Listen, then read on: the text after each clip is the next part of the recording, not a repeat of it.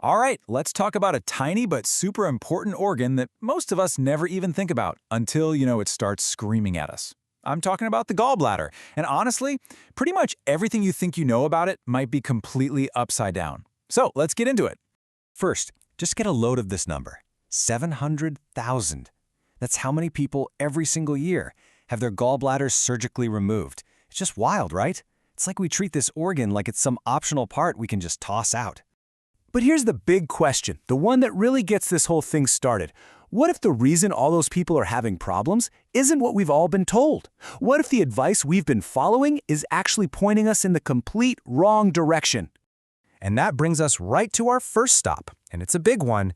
We're going to tear down the #1 misconception about gallstones, what I'm calling the great fat myth. You've heard this a million times, right? The story is always the same. Gallstones come from eating too much fat, greasy burgers, fried stuff, all that. And on the surface, it kind of makes sense, doesn't it? Well, hold on, because this is where everything we think we know gets flipped on its head. The source we're looking at today claims that the real problem isn't a high-fat diet. In fact, it argues that low-fat diets are actually one of the biggest triggers for creating gallstones. Yeah, you heard me right. I know, that sounds totally backwards. How could avoiding fat possibly be the cause of the problem? Well, to understand that, we have to take a quick look at what the gallbladder is actually supposed to be doing in the first place. So, to get to the bottom of this, we need to understand the gallbladder's main gig. It's basically your body's personal bile regulator. And the absolute star of this whole process is a liquid called bile. Your liver makes this stuff from cholesterol, and it is absolutely essential for digesting fat. Without it, you can't absorb those crucial fat-soluble vitamins, A, D, E, and K, or even things like healthy omega-3s. The process is actually pretty simple. Step 1, your liver makes the bile. Step 2, the gallbladder acts like a little storage pouch, holding onto that bile and concentrating it, making it way more powerful. And then step 3, and this is the most important part, when you eat fat, it sends a signal to the gallbladder to squeeze and release that potent bile to go do its job. So you see, fat is the trigger. It's the signal. If you're not eating enough fat, your gallbladder never gets the memo to empty itself out. So that bile just sits there. It gets old, it gets thick. They actually call it bile sludge. And that is the first step toward forming a full-blown gallstone. And that's what a gallstone really is. It's not just fat. It's a little rock of super concentrated cholesterol that forms because of a very specific imbalance. You end up with way too much cholesterol in the bile and not enough of the bile salts to keep it all dissolved.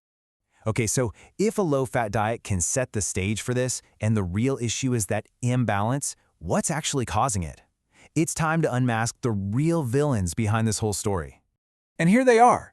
According to our source, the things really driving this problem aren't fatty foods at all. It's sugar, starches, and high-carb diets in general.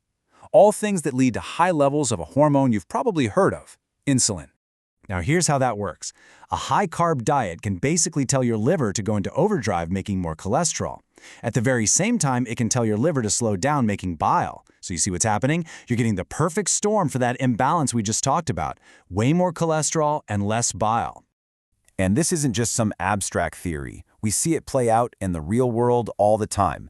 This is exactly why people who have prediabetes or diabetes, conditions defined by high insulin, have a much, much higher risk of developing gallstones. The connection is right there. But it's not just about high-carb diets. That's a huge piece of the puzzle for sure.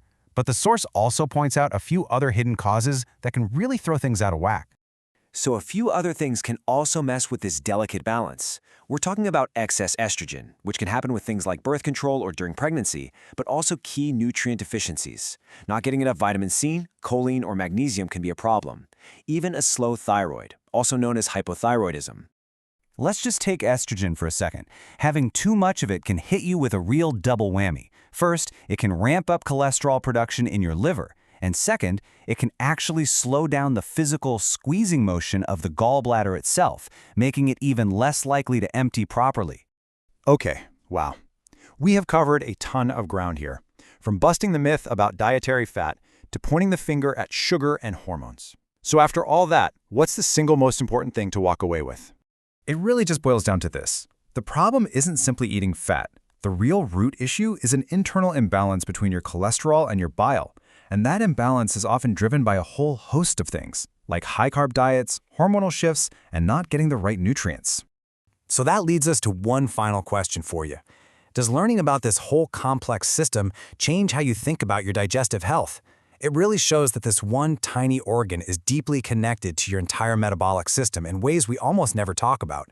And, if this has inspired you to take a closer look at your own health and you're ready to support your health journey, then head over to the link in the description. You'll find everything you need for your transformation, plus you can get an exclusive discount on your order.